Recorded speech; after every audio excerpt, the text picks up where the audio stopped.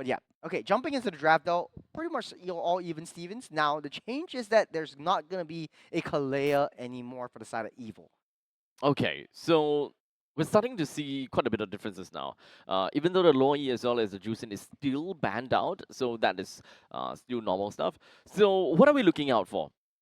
Badang, Badang, okay. yeah, Badang first pick onto Evil, taking a little bit of a little bit of a a page out of page out. Yes, RSG's book. yeah.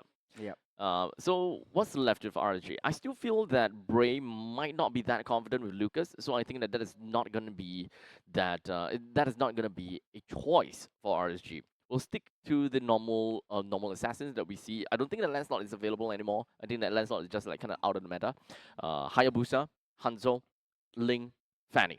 All these four. Joy, Suyo.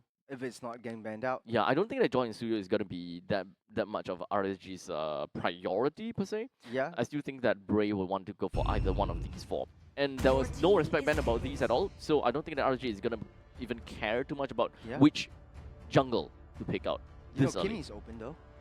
Kimi is open, yes. Yeah, And in they fact, don't I think wanna that pick it this up. is a good pickup for RSG if they continue onto the phase number 1. Uh, unless Evil don't pick it up. I think RSG just wants the Farsa. That's why they picked up the Gato Gacha for themselves, so that Evil forced to pick up the Kimmy. Fair point. Fair point. Then RSG can pick up the Farsa in the second phase, unless Evil bans it out. But you still have quite a bit to play around because you can still use the Sicilian. But now, Glue coming back into the picture here will have his hands on that sticky little object. But now, the What? counter is Aramis. Totally didn't expect that. I mean, I kind of did expect it, but like I wasn't Oh, really right, glue. expecting it coming in. Yeah, because yeah, of yeah, glue. yeah. Because of glue. Yeah, because of glue. The interaction's still the same. The damage is a little bit nerfed as of now because the bounces only bounce one time instead of like multiple times. But still, it still hurts a lot for glue. Okay, so from this point onwards, we've got the Lucas ban from RG because they are not gonna play the Lucas. Yeah. It makes good sense. Coming forward, maybe I don't think that they will ban the Suyo either. So perhaps just stop the jungle bans from this point onwards and take a look at some of the gold lane bans because Yeah. they have RG. They have the first pick. Oh wait, never mind. They already picked up the gold laner, so they just ban whatever the hell they want. They're just lacking of a single EXP/roam and Yeah. a single jungle. Jungle. Yeah.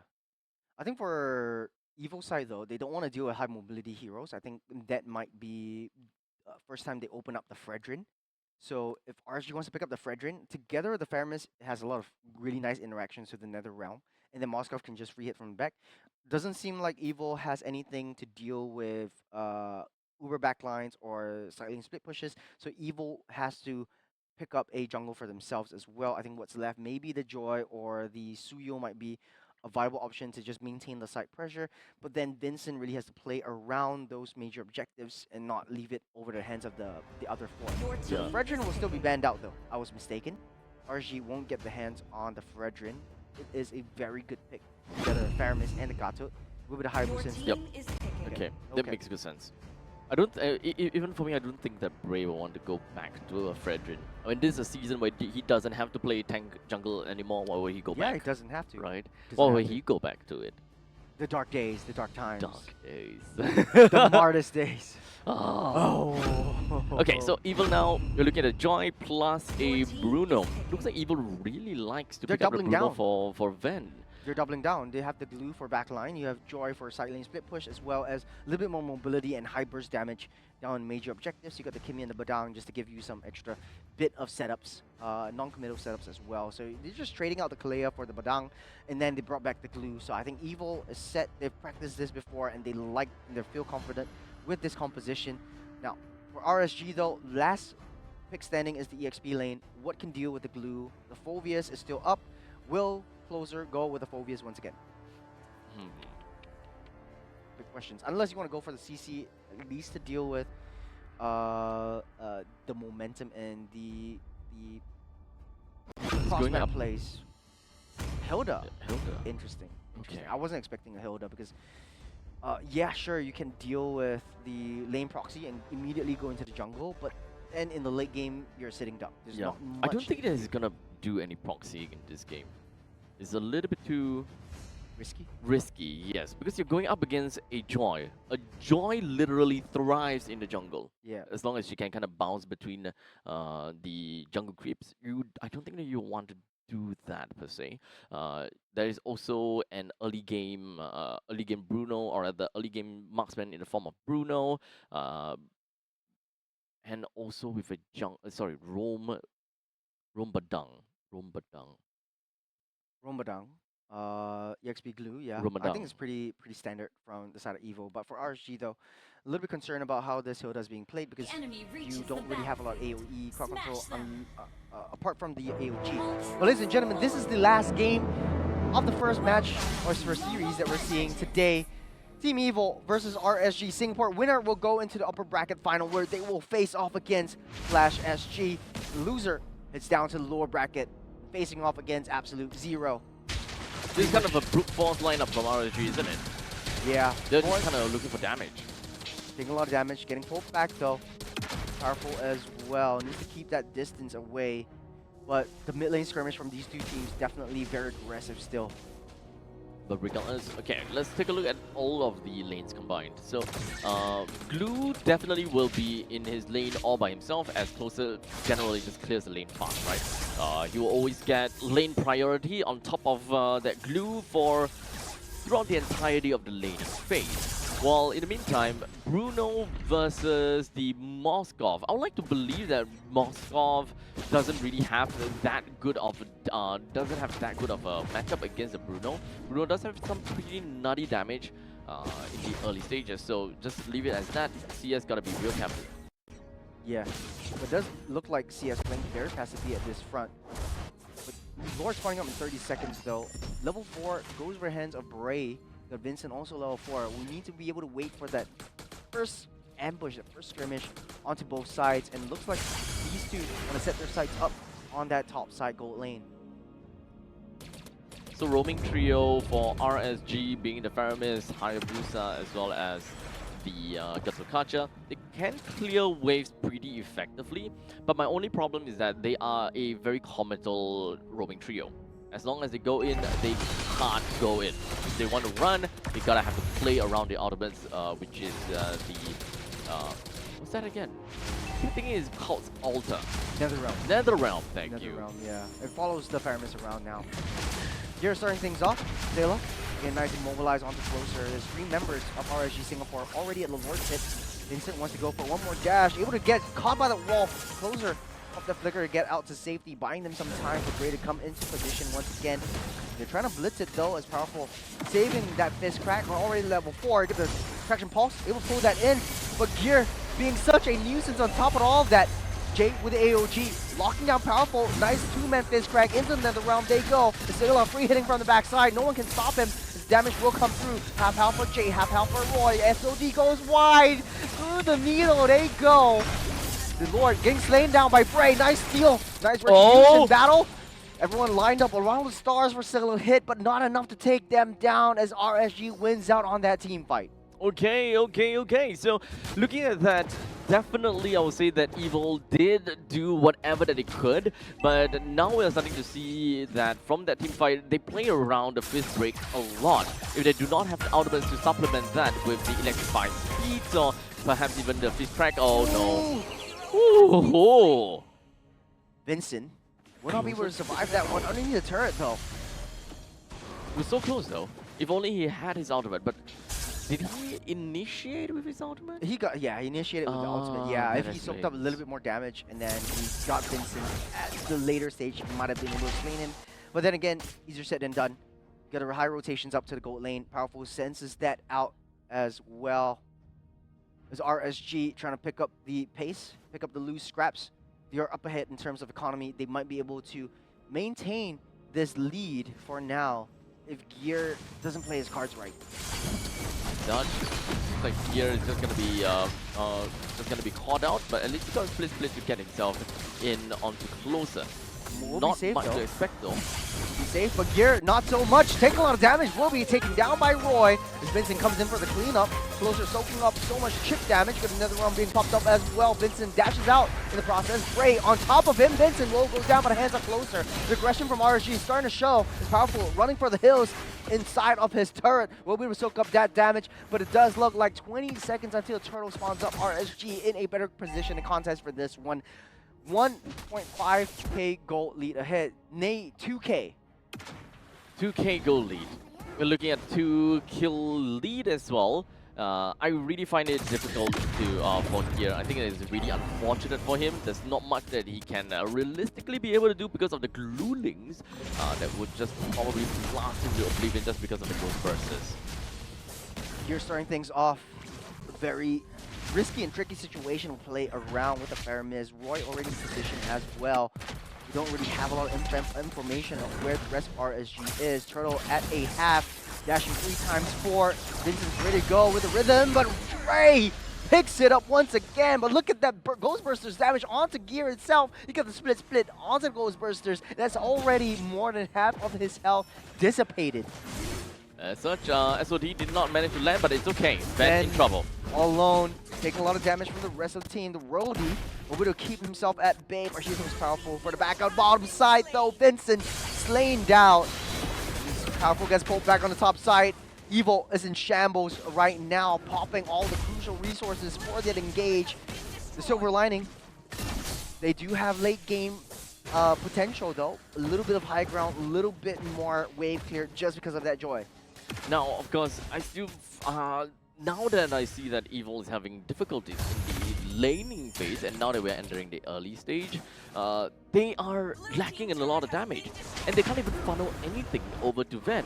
So this is once again gonna be the same problem that they experienced in game number 2. They can't find kills, they can't give Bruno that farm, and that means that they just have got no damage, man.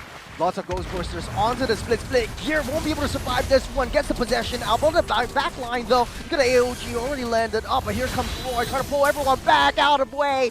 Bray comes in for the cleanup. His one-man army against the world. 2 members fall for the side of Evil. RSG Singapore maintaining that lead. Closer soaking up all that chip damage. It's just a tickle for him. Getting blocked up by that wall, but he's still barely standing strong as Bray tries to find his way down onto Vincent, but will not be enough though. Evil still playing from behind. Evil, even though they did not have that much casualty in that previous fight, they did lose quite a bit though. The T1, T2, the T1 in the top, middle, and bottom lane has already been destroyed. As such, RSG's aggressiveness is only gonna get even more from this point onwards. With the turtle currently available, you will definitely see that Jay will always and constantly be in the southern jungle and just forcing Evil out or getting very crucial information just so that they know what to do next. Taking a crucial kill by CS onto Ben, taking out the gold laner, zoning the rest of the members of Evil out. No support whatsoever from the side of Evil. Free Turtle into the hands of RSG. Find them some time for that next Lord to spawn up. Man, what is wrong with Evil right now? They played the composition in the first game, and they were so dominant. The changes that RSG has made and the adaptations that they brought onto the table with Roy as that Faramiz to disrupt the groove was just so crucial in this game. I think there's a lot more than it meets the eye. Most of the time we'll want to keep our eye on the powerful and his fist breaks, because for sure we did see quite a bit of fist breaks every now and then, but it doesn't seem like there was any form of damage per se. So what's the difference between game 1 and game 2 is the jungle change, right? Evil, who did they have for jungle? They had the Ling. No, Game one. Game 1, Fanny. Fanny. For game 1, game 2. Okay, yeah. Yeah. So I think just matching the pace that Vincent wants to bring to the table, but Vincent is just falling apart at this point. There's not much that he can do. As much as he has high wave clear, he's desperately trying to maintain that top side. You got the traction pulse onto Jay to start things off for Sayla. The damage from Jay onto Jay and onto Closer will not be enough though. Here with the split once again, the Ghostbusters will take him down to half health as of now, and Gear's left all alone to his own devices. And RSG punishing this glue. SOD almost hit Vincent, but this gives them information where Vincent is. there's a turret that's going to be taken down. At least we have some breathing space for Evil, but I don't think that is going to be too big of a deal. Unfortunately, yeah, I'm still on the damage department. We do have the caveat from Evil. In order for them to deal maximum damage, is that Vincent needs to land his electrifying beats. And during that entire scenario, they have 3 seconds to make it work. 3 seconds to deal all the damage in that quick burst manner.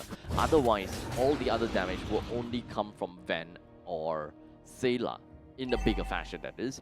I would say that this crack definitely would do decent damage, but that is all going to be happening within that 3 seconds of the electrifying speed in the meantime.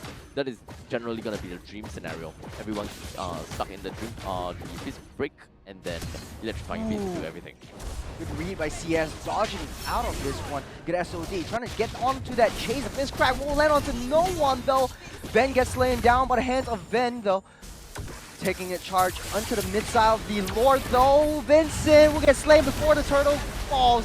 Bray picks up that one as well. Good traction pulse to pull them in. Another one keeps them all up alive. Gear getting the possession up on Jay, trying to pull him back out, dealing as much damage as possible. AOG lands to try to disrupt and get away from Gear. Sayla falls, but the hands are closer as well. Next, Blue will not be able to survive from the Ghostbusters. Man, the Faramis' damage is just too much to handle. Ven left all alone at a third of his health.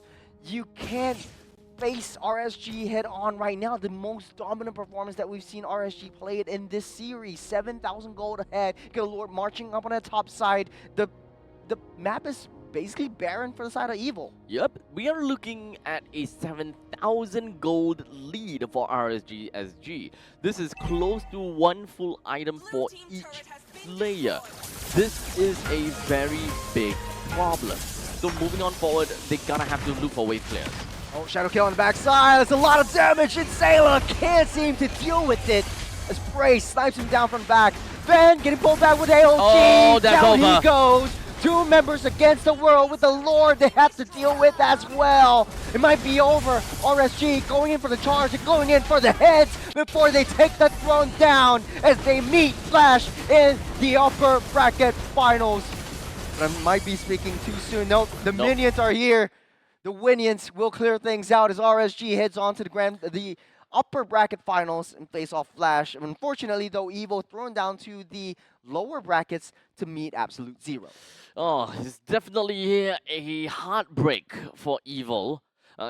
In theory, it kind of seems as though they have enough damage per se, but it doesn't seem like they managed to do any of those sorts. I still think that with the win condition being onto Ven, he did not pop off in this game at all again. Yeah. And even if they want to look for a secondary win condition in the line of a Joy also don't have any suitable targets per se.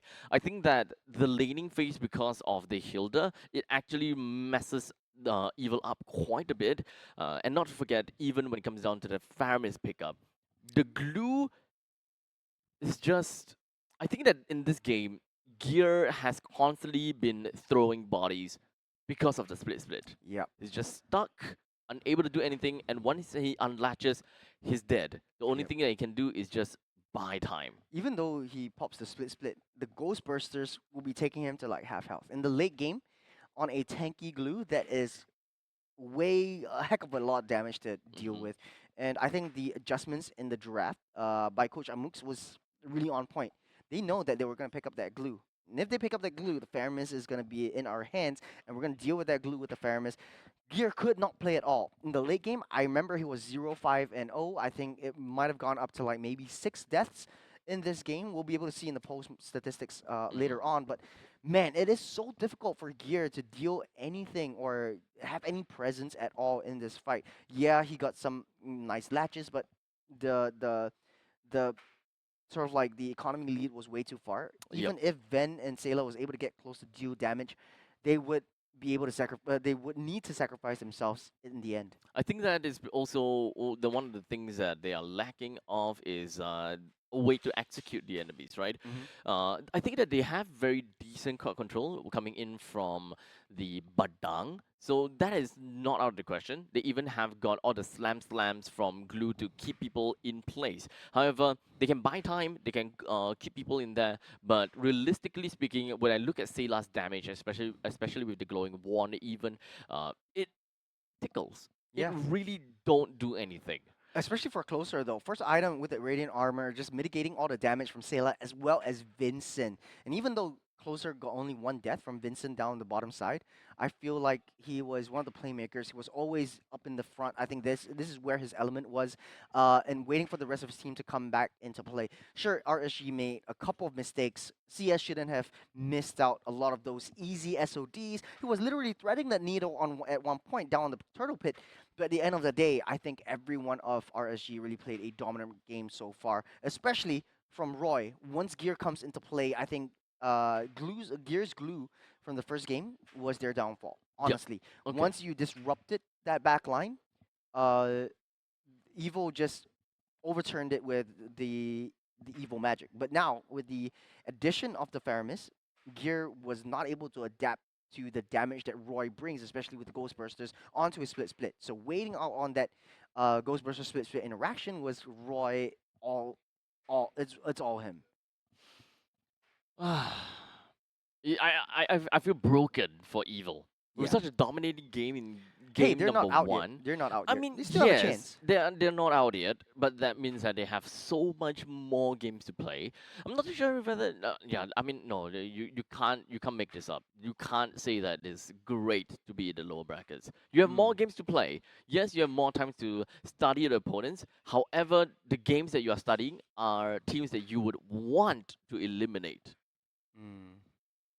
I think at the end of the day, though, for Evo, they played their hearts out. I feel like they had a really dominant performance in game number one. It's just the adaptation from RSG was way too fast, way too quick throughout all the short breaks that we had as well. And I think Bray really came back from his long hiatus and into this game and making a huge statement into how he likes to play around, and it makes him a three-time champion right from the start for a reason. So with that all said and done, MVP. I think it's Roy. I feel it's Roy. I think it's Roy. 100%. 100%. I think this game is given to him Yeah. because of, I mean, the interaction between Glue plus Faramis. It just kind of feels as though like this is a no-brainer. There's no game for Gear to play. Roy is literally given the MVP on a silver platter, and he's just like, I'll take it. Mm. It's a it's a tough pill to swallow, especially for Evil. No easier way to say this. So I guess just heads up, chins up, mouth breathing, and just move forward. Move forward. Look Do you just towards the call next game. Gear ugly? No, I didn't. I didn't. But it's so refreshing to see Gear versus Bray once again. I remember back in like season three, those were like the true nemesis to each other, and I think this really sets in tone the actual villain arc of Evil. And now having a pure Singaporean team throwing down a sort of like a team, a dream team that has a mix of Singaporeans and of course Filipinos inside, it's not an easy look on that as Yep. well. I don't think that is. I think that this is a very tough pill to swallow for Evil. They gotta go back to the drawing board once again to really take a look at what is their shortcomings. Yeah. What's the problem? Is it all onto the draft? Is it something that they can change about the draft, or could it be more about the execution?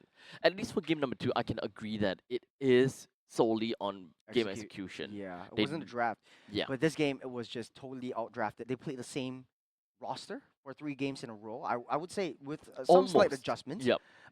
from Gear because I still the feel that second Bruno game doesn't work though.